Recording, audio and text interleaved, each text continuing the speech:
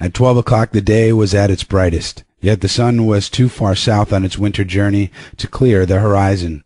The bulge of the earth intervened between it and Henderson Creek, where the man walked under a clear sky at noon and cast no shadow. At 12:30 to the minute he arrived at the forks of the creek. He was pleased at the speed he had made. If he kept it up, he would certainly be with the boys by 6. He unbuttoned his jacket and shirt and drew forth his lunch. The action consumed no more than a quarter of a minute, yet in that brief moment the numbness laid hold of his exposed fingers. He did not put the mitten on, but instead struck the fingers a dozen sharp smashes against his leg. Then he sat down on a snow-covered log to eat. The sting that followed upon the striking of his fingers against his leg ceased so quickly that he was startled. He had no chance to take a bite of the biscuit. He struck the fingers repeatedly and returned them to the mitten, baring the other hand for the purpose of eating. He tried to take a mouthful, but the ice muzzle prevented.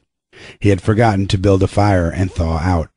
He chuckled at his foolishness, and as he chuckled he noted the numbness creeping into the exposed fingers. Also he noted that the stinging, which had first come to his toes when he sat down, was already passing away. He wondered whether the toes were warm or numb. He moved them inside the moccasins and decided that they were numb. He pulled the mitten on hurriedly and stood up. He was a bit frightened. He stamped up and down until the stinging returned into the feet. It certainly was cold, was his thought. That man from Sulphur Creek had spoken the truth when telling how cold it sometimes got in the country. And he had laughed at him at the time. That showed one must not be too sure of things. There was no mistake about it. It was cold. He strode up and down, stamping his feet and thrashing his arms until reassured by the returning warmth. Then he got out the matches and proceeded to make a fire. From the undergrowth, where high water of the previous spring had lodged a supply of seasoned twigs, he got his firewood. Working carefully from a small beginning, he soon had a roaring fire over which he thawed the ice from his face and in the protection of which he ate his biscuits. For the moment the cold of space was outwitted.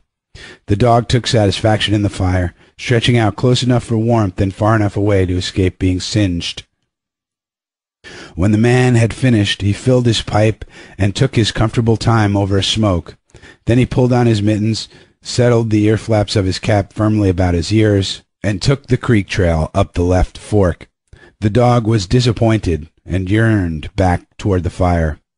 This man did not know cold. Possibly all the generations of his ancestry had been ignorant of cold, of real cold, of cold 107 degrees below freezing point. But the dog knew. All its ancestry knew, and it had inherited the knowledge, and it knew that it was not good to walk abroad in such fearful cold. It was the time to lie snug in a hole in the snow and wait for a curtain of cloud to be drawn across the face of outer space, whence this cold came. On the other hand, there was no keen intimacy between the dog and the man. The one was the toil slave of the other, and the only caresses it had ever received were the caresses of the whiplash and of harsh and menacing throat sounds that threatened the whiplash. So the dog made no effort to communicate its apprehension to the man. It was not concerned in the welfare of the man. It was for its own sake that it yearned back toward the fire. But the man whistled and spoke to it with the sound of whiplashes, and the dog swung in at the man's heels and followed after.